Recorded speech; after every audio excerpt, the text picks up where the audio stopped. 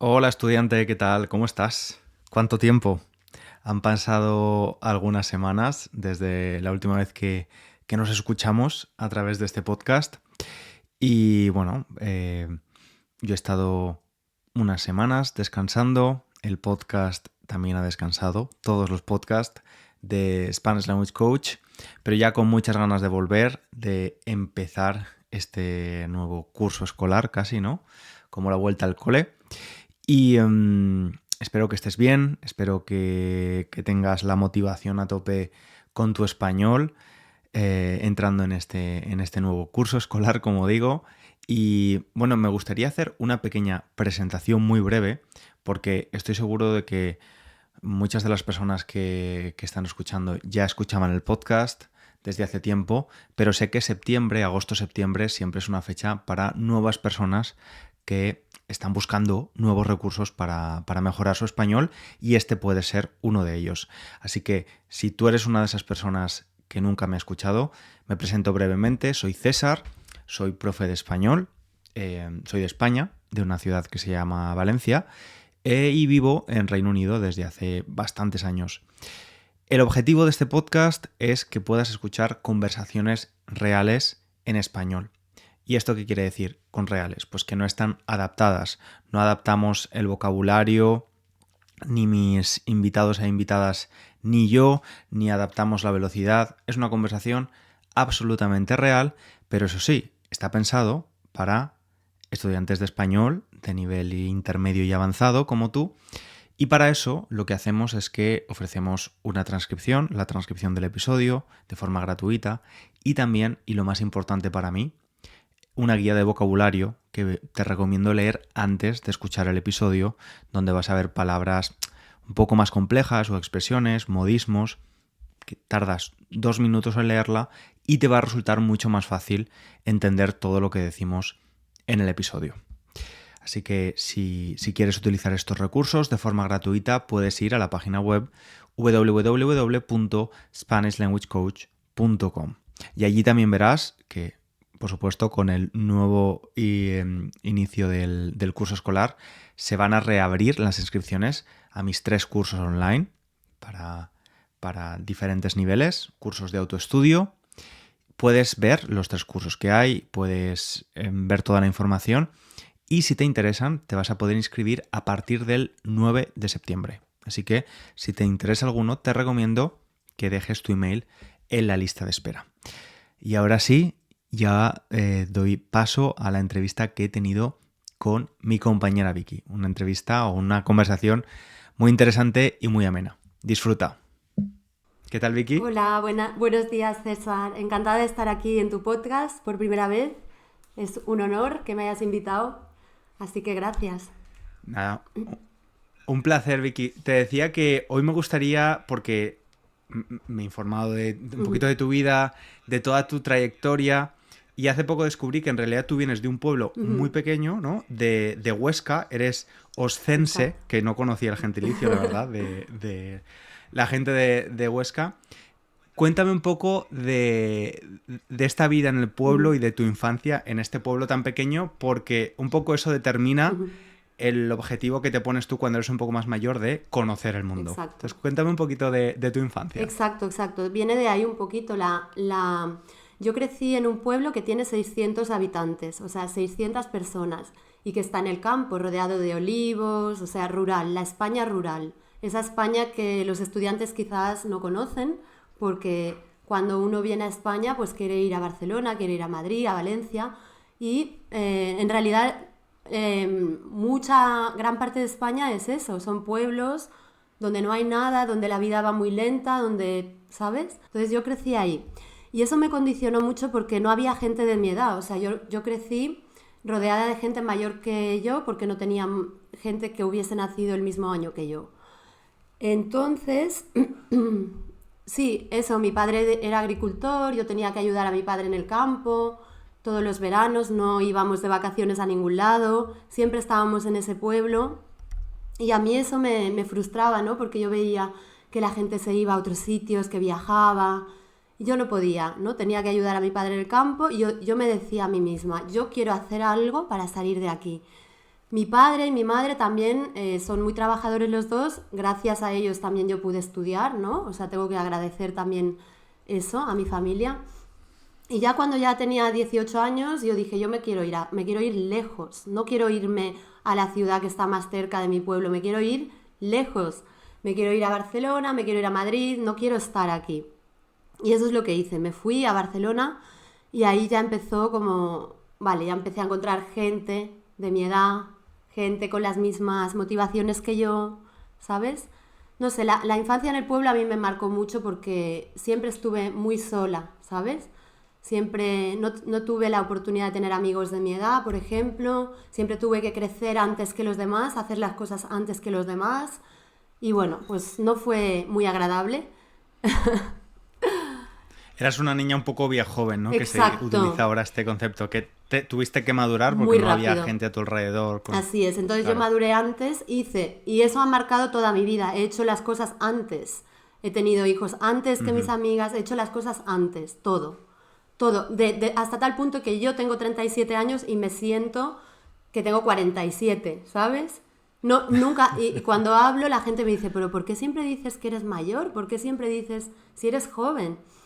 Yo me siento mayor, porque toda la vida he crecido en un entorno con gente mayor. Entonces, bueno, eso es un poco lo que determina también que yo quisiera hacer algo por mi cuenta, que tuviera este espíritu de emprendedor un poquito desde siempre, no solamente desde que empecé el proyecto, sino ya desde mucho antes, que era ver cómo puedo ganar dinero, cómo puedo buscarme la vida, ¿no? Cómo puedo salir un poco de... Ya tenías hambre, ¿no? Claro, de, yo le dije... de buscar una salida. Yo a los 16 años le dije a mi padre, o 17, le dije, yo no quiero ya ir al campo más, ayudarte. Entonces, en lugar de eso, me voy a ganar mi propio dinero, me voy a ir a un hotel a limpiar y así voy a ganar yo el dinero, ¿sabes? No te quiero ayudar en el campo porque yo odiaba y sigo odiando el campo. A día de hoy no soporto el campo, no lo soporto. Soy una chica de ciudad. Creo que el trauma de hecho, estar ahí tanto tiempo, pues... Claro, de hecho, lo que me llamó mucho la atención al conocer un poco más de ti es que has vivido en un montón de ciudades muy grandes. Claro. Has vivido en Barcelona, en Madrid, en Estambul, en Turquía, ¿no? Y en Casablanca, Sí. en Marruecos. Sí. Y otra cosa, Vicky, que me ha llamado mucho la atención de ti es que, aunque luego te formaste para ser profe de español como lengua extranjera y tienes un montón de experiencia, tú decidiste, como has dicho, estudiar fuera de tu ciudad, ¿no? No querías estudiar cerca de tu pueblo, así que estudiaste una carrera que no estaba en la ciudad más cercana y estudiaste periodismo. Sí, eso lo hice cuando tenía 18 años porque me quería ir del pueblo. Yo no quería, yo siempre supe y siempre he sabido que a mí me gustaban los idiomas, porque de pequeña yo en casa ya cambiaba el audio de las películas para escuchar en versión original. Yo ya a los 18 ya hablaba inglés y francés, o sea, yo ya estaba, ya hablaba idiomas.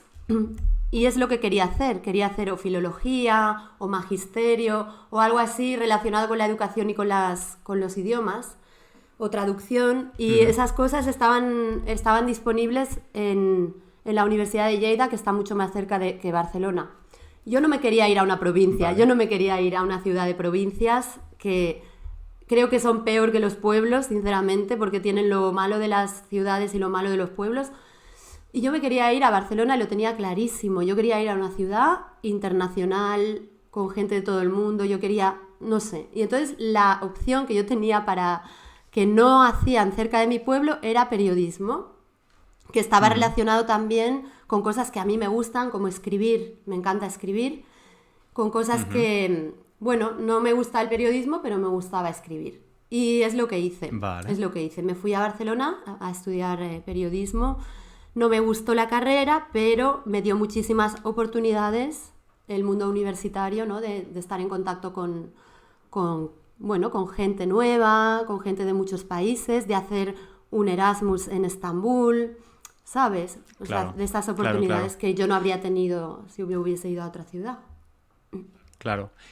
Vale, y Vicky, ¿queda algo? Dices que no te gustó la carrera, que te gustaba escribir, pero no te apasionaba el periodismo, ¿no? Fue más que nada una forma de escape. Exacto. Pero ¿queda algo de esos estudios que hiciste de periodismo ¿Queda algo de esa Vicky que se preparaba para ser periodista? O ahora que tienes el poder, ¿no?, de un medio, pues es que tienes una cuenta de Instagram con muchos más seguidores que muchos medios de comunicación. Cuando hablas, pues no sé, de España, o cuando das tu opinión sobre algún tema, ¿no?, porque no te limitas solo a enseñar español y hablar de gramática, ¿tienes en cuenta esa Vicky que estudió periodismo? ¿Te queda algo de eso? Yo, a ver, no, no de la carrera como tal, sino de mi propia personalidad, ¿sabes? De que a mí si hay alguna cosa que me parece injusta o si hay algún tema social del que necesito hablar, yo lo hablo, yo no me corto, ¿sabes? Y creo que eso forma parte de mí, no tanto de la carrera que estudié, sino de ese espíritu rebelde que tengo y he tenido siempre, y de no callarme, de decir las cosas y de un poco, sí, denunciar algunas cosas que no me parecen bien. Sí, no te muerdes la lengua. No. Y eso no viene del periodismo, viene más de mi educación, de mi casa, de mi padre, de la manera en que me han educado a mí. ¿Sabes? Entonces creo que el periodismo a mí sí que me dio algunas habilidades, como por ejemplo, yo antes era muy tímida, yo siempre he sido muy tímida, lo sigo siendo. Y el periodismo, o sea, las prácticas que hacíamos durante la carrera, lo que me ayudó es a vencer un poquito ese miedo escénico, ese pánico que yo tenía a hablar. Yo era extremadamente tímida. Entonces sí que es verdad que me dio algunas habilidades de cómo hablar delante de una cámara. Me sigue dando pánico, no me gusta. O sea, no es algo que yo disfrute, ¿entiendes? Lo hago porque es una manera de visibilizar mi trabajo, es una manera de mostrar lo que hago, y al final pues es el vehículo que tengo. Pero no es algo que yo diga, me encanta, soy una showman, me encanta estar aquí. No, es un ejercicio que he aprendido, que he desarrollado y que me ha costado muchos años y que va en contra de mi propia naturaleza, que soy muy, muy, muy tímida, ¿sabes? Claro. No, ahí me identifico completamente, y es verdad que mucha gente puede pensar que es bastante contradictorio, ¿no?, que una persona muy tímida o que a lo mejor en una cena estás en silencio, no eres la persona que más habla, luego tengas algún tipo de medio para hablar con mucha gente a la vez, ¿no? Sí. Y especialmente en Instagram, que es una red mucho más social, donde la interacción es mucho más directa, recibes muchos más comentarios. Pero si te das cuenta, como lo haces en diferido, o sea, no estás en directo, yo, por ejemplo, directos casi no hago, ¿sabes? Esas cosas no las hago, porque esas cosas me dan mucha vergüenza. Pero yo puedo hacer un vídeo y editarlo y hacerlo 3 veces o 4 hasta que ha quedado bien. Entonces, bueno, ya está como a mí me gusta, con la luz que a mí me gusta, ¿entiendes? O sea, no es como... No estás ahí en directo. Tienes esa parcela de control, Exacto. ¿no? Hay un poquito de control. Exacto. Y Vicky, esto de no morderse la lengua, que me gusta mucho esta expresión, ¿crees que te ha traído más cosas buenas o más cosas malas en la vida? No te hablo solo a nivel de Instagram, a nivel profesional, sino en tu vida diaria. Cosas buenas. ¿Crees que esto Cosas buenas, ¿sí? César, porque cuando uno es auténtico, cuando uno se muestra como es y es fiel a sus valores y a ti mismo, te va bien. O sea, puede ser que pierdas una gran parte de gente que no esté de acuerdo con lo que dices, pero vas a ganar otra, ¿sabes? Que va a estar muy de acuerdo con lo que dices y que va a resonar con lo que tú dices y que va a ser como tú. Entonces, a mí no me importa. Es que yo no he buscado nunca gustarle a todo el mundo. Y eso parece, ¿sabes? No, es que tienes un montón de seguidores. Bueno, pero es que son 1000 años haciendo esto. O sea, no es querer gustarle a todo el mundo. Es ser yo, y si te gusto bien, y si no, pues ya está. Es que a mí tampoco me gusta todo, ni me gusta, ¿sabes? Ni me gusta a todo el mundo. Es que no tienes que gustarle a todo el mundo. El otro día, por ejemplo, en Instagram hablé de feminismo. He hablado varias veces porque creo que es lo que me toca a mí como mujer, como madre, como profesora. Denunciar algunas cosas que pasan en mi sector profesional, decirlo, no es denunciar, es decirlo públicamente. Oye, mira, los libros de gramática, los ejemplos siempre son masculinos. ¿Por qué ponemos siempre un ejemplo masculino? ¿Cuál es la...? ¿Por qué? Y bueno, pues perdí un montón de seguidores, un montón de gente diciendo que ahora desde que hablo de feminismo ya no le interesa. Pues perfecto, adiós. O sea, no tengo que gustarte a ti. Yo no busco complacerte a ti, porque no estoy de acuerdo tampoco con lo que piensas tú, con lo cual... Entonces me ha traído más cosas buenas, me ha traído... Que a mí que me deje de seguir esa gente no me importa, porque tampoco la quiero yo, ¿entiendes?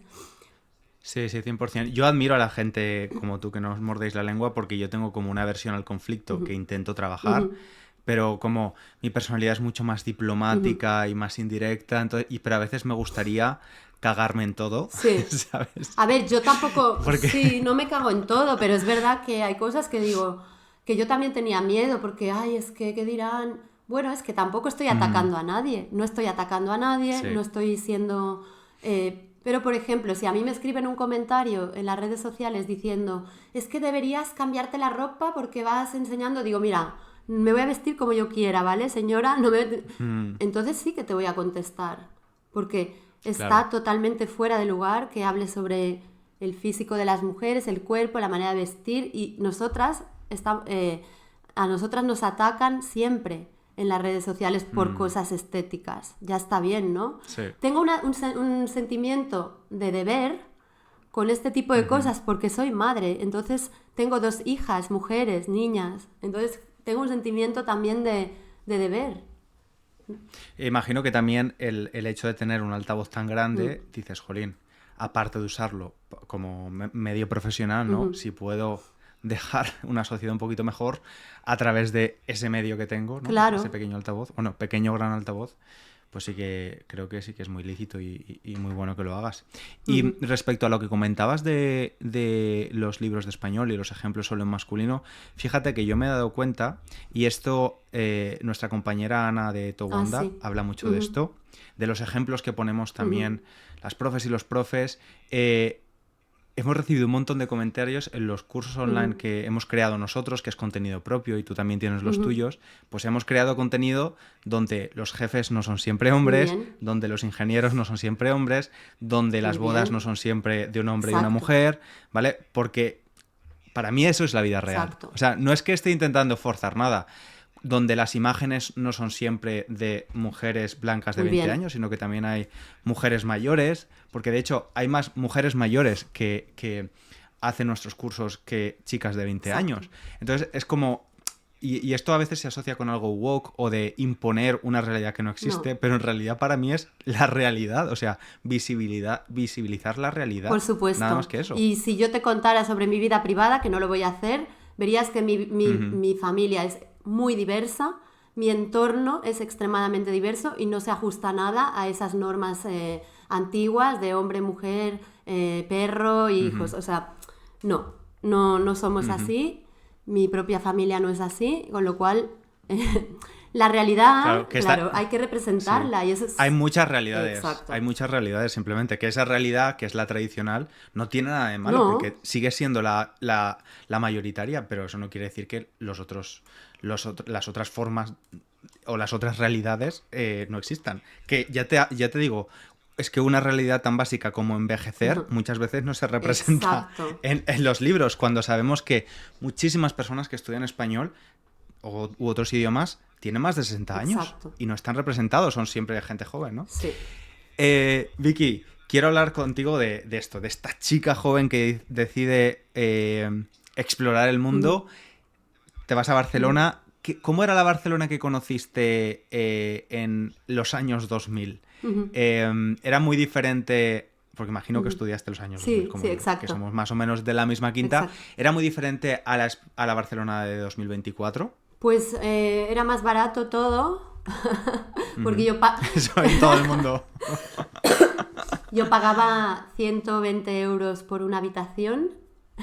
No me digas, Sí, 120 euros en sí. Barcelona, madre mía, Y madre después mía. 250 era lo normal y ahora es el doble o más.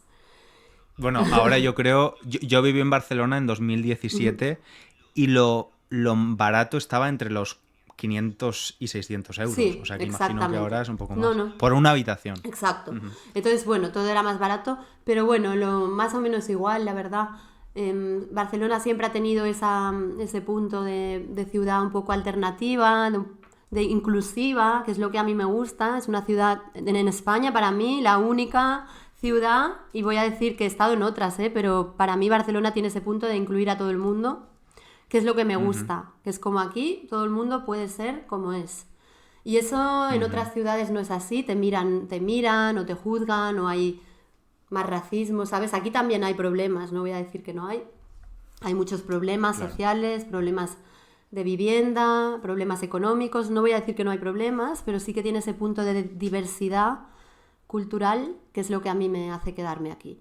Solo eso. Lo demás, pues obviamente, claro, la masificación, el turismo, todo eso, la suciedad, la delincuencia, bueno, todas las ciudades tienen este tipo de conflictos, ¿no? Sí, especialmente ciudades grandes. Claro. La segunda ciudad grande en la que viviste fue Estambul. Te fuiste de Erasmus, que es un programa de Sí. intercambio entre universidades, y aprendiste el idioma. Sí. Que esto también me llamó bastante la Sí. atención, porque normalmente en el Erasmus, si te vas a un país donde el idioma no es tan, digamos, popular, pues simplemente das las clases en inglés y te comunicas en inglés con el resto. Pero tú quisiste, de verdad, realizar la inmersión en el país, ¿no? Exacto. Cuéntame un poco de esta experiencia. Claro, como te he dicho antes, a mí lo que me empuja a ser profesora de idiomas es que a mí me encantan los idiomas. O sea, a mí, desde niña, y también un poquito gracias al entorno que mi hermana también estudió traducción, o sea, a mi padre también le gustaban, un poquito gracias a mi familia, que había un montón de libros en diferentes idiomas, un poquito gracias a ese input, a mí se me despertó esa necesidad de querer saber, de querer entender los idiomas, ¿no? Desde pequeña.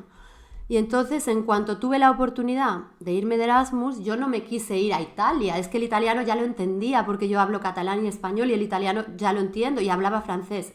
Francés, español y catalán. Para mí el italiano era una broma, con perdón, y el portugués. Y luego el alemán, pues también Alemania me parecía un país para mí demasiado frío, ¿sabes? No es un país al que yo quería irme un año. Y Inglaterra, pues es que el inglés ya lo hablaba más o menos. Lo hablo mal, pero lo hablo. Y entonces yo me quería ir a un sitio donde yo pudiera aprender un idioma. Y ¿sabes? Un idioma que no tuviera relación con el mío, que fuera un reto. Entonces, pues Turquía era el país ideal. Porque ¿Y cómo fueron esas primeras semanas? pues increíble, porque lo que te digo, cuando te vas a Turquía, tú piensas que vas a ir a un sitio ahí súper diferente, no sé qué, y en realidad los turcos es gente mediterránea, gente majísima, que te ayuda en todo, que yo pensaba que me querían robar, porque yo venía de Barcelona donde todo el mundo te quiere robar, entonces llegué ahí y me cogían la maleta para ayudarme a entrar en el bus y yo pensaba, ¿me quieren robar? No, me estaban intentando ayudar. Claro, yo venía con el trauma de Barcelona, ¿no? ¿Qué va? Para nada. La gente en Turquía es muy hospitalaria. Entonces te encuentras con un país de gente súper cálida, súper hospitalaria. ¿Qué mejor entorno que ese para aprender un idioma? Porque en realidad, como yo siempre digo, todo lo que aprendemos es a través de nuestras emociones. Si tú te sientes relajado, te sientes a gusto, vas a aprender. Si te vas a un país donde todo el mundo es frío, se va a su casa después de trabajar y no le importa nada tu vida, pues obviamente no vas a querer aprender el idioma. Pero si te vas a un país donde todo el mundo está interesado por tu vida, quiere hablar contigo, te invita a su casa. Claro, esa fue la razón por la que aprendí turco. O sea, porque me dije, ostras, es que todo el mundo quiere realmente hablar conmigo, pues voy a hacer el esfuerzo. Y muchos no hablaban inglés, ¿sabes? Hay mucha gente que habla inglés, pero muchos que no, en esa época. Que eso ayuda. Claro. Entonces, bueno, pues aprendí más o menos hasta un B1, porque también hice un curso simultáneamente en la universidad durante todo el año. Luego hice otro curso de traducción del turco al francés, que era súper difícil, porque ninguna de las dos lenguas es mi lengua materna, o sea, bueno, muy difícil. Nada, básicamente yo me fui a Estambul a coger asignaturas de libre elección que estaban relacionadas con los idiomas. Francés, turco, traducción, inglés. Luego cogí otra asignatura de cine, cosas que me gustaban. Y eso, aprender un idioma diferente en inmersión es increíble. No sé, es una experiencia increíble. Me encantó. Pero me ha gustado mucho esto, la conexión que has hecho del aprendizaje con las emociones, ¿no? Estar en un entorno favorable, donde estemos relajados, donde estudiemos cosas que nos gustan, ¿no? O utilizamos input, contenido comprensible, pero que además nos interesa, ¿no? Porque todo eso va a favorecer el aprendizaje. Y hoy en día con Internet las posibilidades son ilimitadas. Exacto, exacto. Ujú. Sí, eso es Bueno. crucial. Qué bien. Y no sé si fue después de Estambul que te vas a Madrid, la capital de España. ¿Es en ese orden o fuiste a Casablanca? Exacto, me fui a Madrid, Madrid. para hacer el Vale, máster. la capital de España. Para hacer el máster porque ya tenías claro Exacto. que querías enseñar español. A mí Madrid es una ciudad que me encanta, pero siempre he ido como turista y siempre pienso, ay, me gustaría vivir en Madrid alguna vez. Pero siempre he ido como turista y claro, la vida de turista pues es diferente, ¿no? Primero te levantas a la hora que quieres, estás turisteando todo el día, te vas de fiesta, restaurantes, museos, experiencias guays, pero ¿cómo es la vida realmente en la capital de España? Claro, pues mira, lo que pasa es que uno de mis mejores amigos es de Madrid. Estudió conmigo en Barcelona y luego pues él volvió a Madrid. Y claro, decidimos hacer este máster juntos porque él también quería convertirse en profesor de español y entonces me fui a su casa. O sea, él tiene una casa en Madrid que era de sus abuelos y entonces la tenía él para vivir ahí. Me dijo, mira, hay una habitación, vente aquí. Entonces, claro, estar en Madrid con un madrileño no es lo mismo que irte tú sola. O sea, estaba con una persona que es de ahí, que me enseñaba todos los sitios buenos, que me llevaba, no sé, con sus amigos, ¿sabes? Era como... Es ideal. Cuando vas con alguien de la ciudad que conoce realmente dónde ir y dónde no ir, pues la verdad que fue una experiencia súper guay. Y la gente de Madrid, pues claro, la gente de Madrid es gente que viene toda de provincias. O sea, ¿quién es de Madrid 100%? Poca gente, ¿no? La mayoría de sus padres son uno de Galicia y otro de Asturias, uno de Aragón y el otro... O sea, todo el mundo tiene padres que vienen de pueblos o de ciudades pequeñas, entonces... Madrid tiene ese ambiente un poco de pueblo, que digo yo, pero en una gran ciudad. O sea, el ambiente de pueblo en el sentido de que todo el mundo es abierto, no tiene miedo a hablar con la gente, a invitarte a su casa. O sea, es muy hospitalario comparado con Barcelona. Porque en Barcelona, la gente de Barcelona, que es realmente de aquí, se protege mucho de los extranjeros o de la gente que viene de fuera. Protege mucho su entorno y en Barcelona es imposible, y te lo digo yo que llevo aquí en total 20 años, es imposible tener amigos de Barcelona. Es que no tengo. Yo no tengo amigos de Barcelona, tengo amigos de otros sitios de España o de otros sitios del mundo, ¿no? Pero de Barcelona ciudad yo no conozco a nadie. Nadie me ha invitado a su casa, César. Es heavy, ¿eh? Sí. No, me encanta que, de nuevo, no te muerdas la lengua, pero mi experiencia, yo estuve mucho menos tiempo, pero fue similar. Claro. Yo el entorno que hice en Barcelona, los amigos que hice, fueron del trabajo, Exacto. porque trabajaba en una oficina en ese momento y algunos de ellos sí que eran catalanes y de Barcelona, pero es verdad que en Londres a mí me dio la sensación de que era un poco igual. En mi primera etapa, al final en ciudades como Barcelona o Londres, donde hay tanta gente que viene y va, yo imagino que también la gente acaba un poco cansada de... ¿no? Meter y sacar a personas de su círculo, ¿no? Y al final dice, bueno, me quedo con los locales que sé que más o menos van a estar aquí siempre, ¿no? Ahí está la razón. Esa es la razón, porque el tiempo que he estado yo en Barcelona, la cantidad de gente que ha entrado en mi vida y ha salido porque se han ido a otro sitio que estaban de paso ha sido brutal y es y es doloroso, ¿eh? O sea, es como, jolín, es que se va todo el mundo, ¿sabes? Hay una sensación de vacío al final aquí en Barcelona que es como... Y en Madrid no. En Madrid... pues la gente es como, no sé, más estable, ¿no? Digamos, viven ahí y ya está. Y conocí pues gente que es eso, que es de Madrid, que ha nacido en Madrid, pero que sus padres son de otras ciudades, de pueblos. Entonces todo el mundo tiene un pueblo, ¿no? Todo el mundo en vacaciones vuelve a su pueblo. No sé, ese ambiente un poquito que es familiar para mí, que es muy... Sí. Que lo he vivido. Sí, que... En agosto Madrid se vacía, al contrario que en Barcelona, ¿no? En agosto no queda nadie. Sí. Y ya nos queda en el viaje de tu vida hasta ahora, Casablanca. Te vas a un país del norte de África, Marruecos. Sí. Te vas para continuar tu formación como profesora de español y ganar experiencia. E imagino que debió ser un cambio bastante radical, ¿no? Sí, ahí estuve en el Instituto Cervantes para hacer como las prácticas. Y bien, o sea, no me arrepiento de haber ido porque aprendí un montón.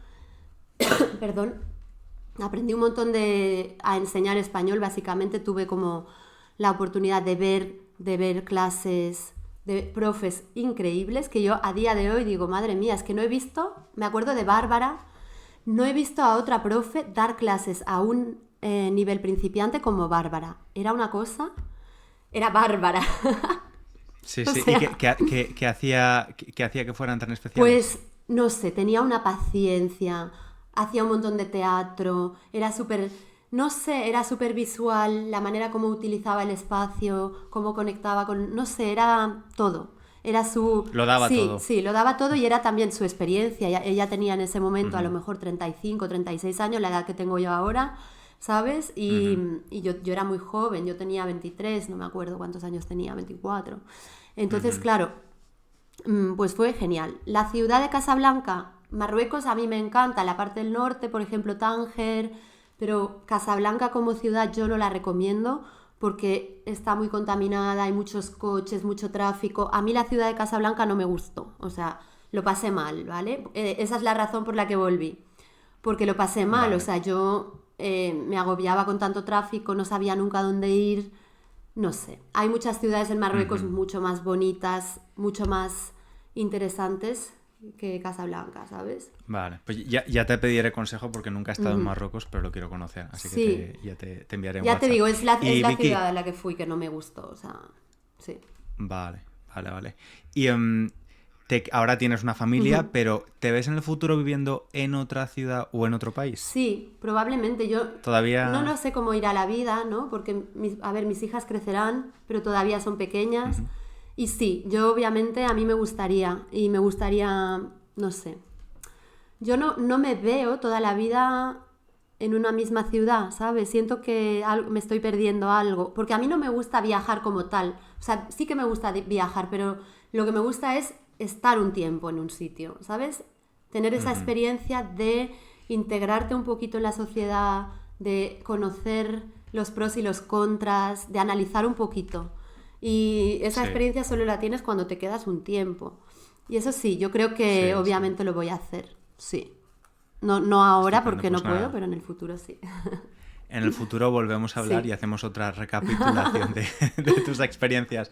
Y Vicky, mi última pregunta, porque Ujú. yo me estaba acordando de cuándo conocí a Vicky por primera Sí. vez y creo que fue cuando empecé a dar Ujú. clases, pensé, quizás debería hacer algo en Internet, Ujú. ¿no? Para que otras personas me puedan conocer y buscar nuevos estudiantes y todo esto. Entonces pensé que quizás Instagram Ujú. era la Sí. respuesta, que luego no fue así.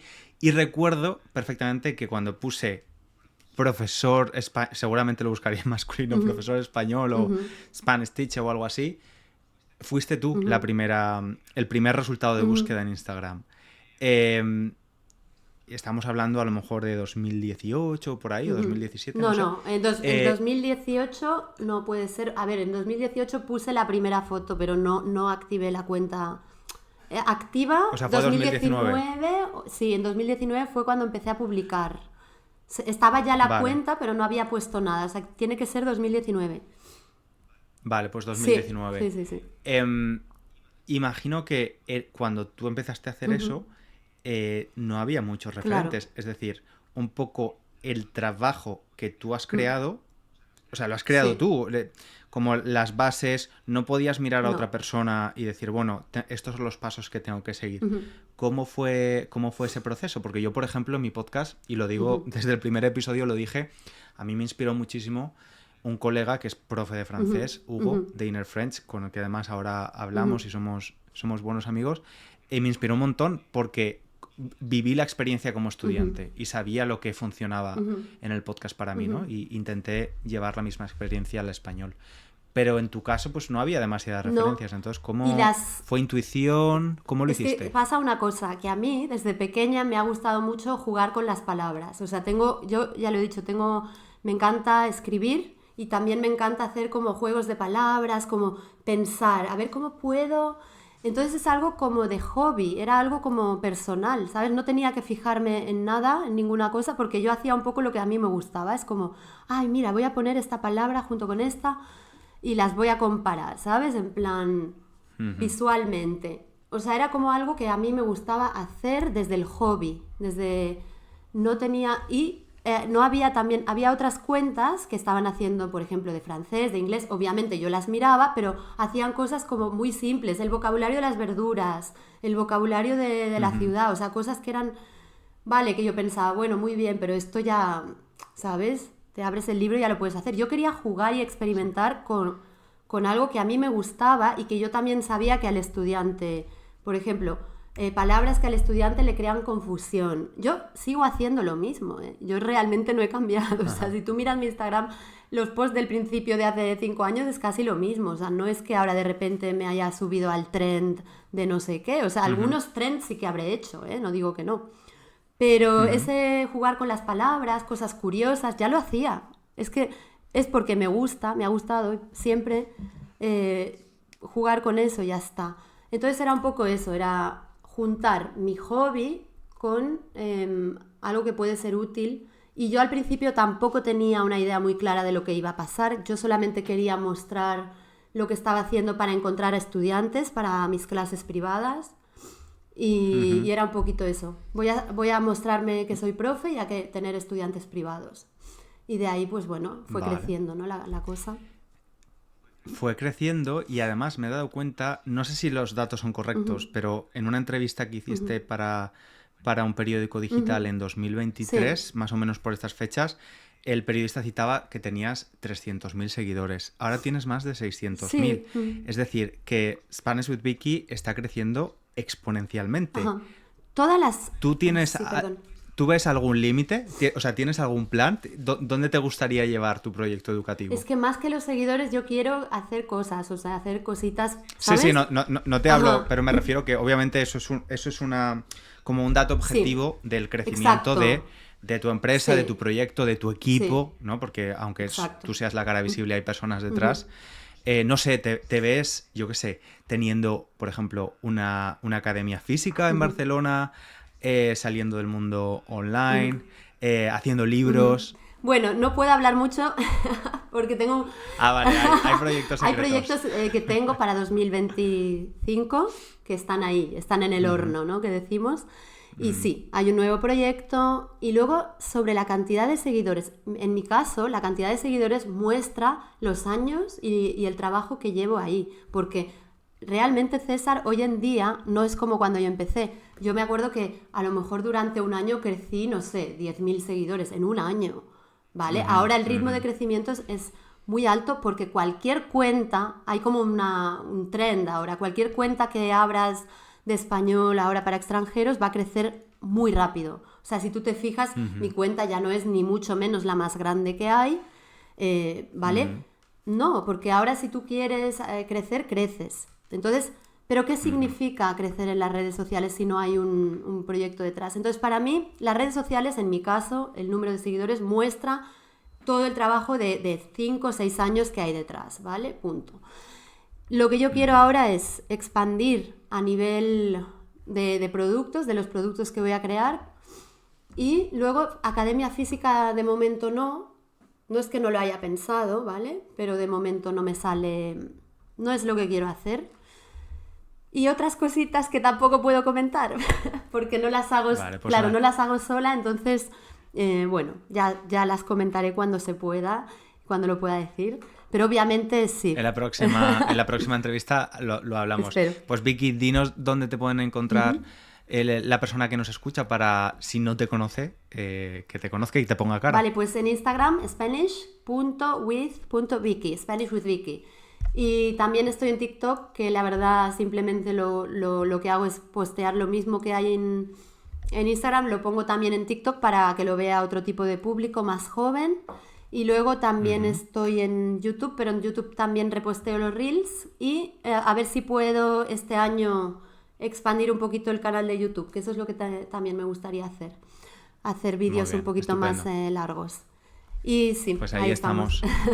Dejamos los links en la descripción del episodio para poder acceder a ellos más fácilmente. Y Vicky, ha sido un placer. ¿Has estado cómoda? Muchas gracias, hablando me ha encantado. de tu historia? Sí, me ha encantado, César. Me encanta porque muchas veces, pues a lo mejor pensamos que detrás de una cuenta, ¿no? Hay, no sé, no, en realidad detrás de este tipo de cuentas hay una persona con una vida, con una historia. Con una historia, claro. Y a mí me gusta pues también que se vea esa parte humana un poquito, no solamente robot, ¿no? No soy un robot, soy una persona que está ahí como... Sí, me ha gustado que me des la oportunidad de contarlo en tu podcast, que escucha tanta gente, así que muchas gracias, de verdad. Ha sido un placer, Vicky. Te lo agradezco y te mando un abrazo y nos vemos pronto. Y estudiante, a ti, muchas gracias también por escucharnos, por estar aquí un episodio más. Yo te espero en el próximo. Un abrazo muy grande. Chao, chao.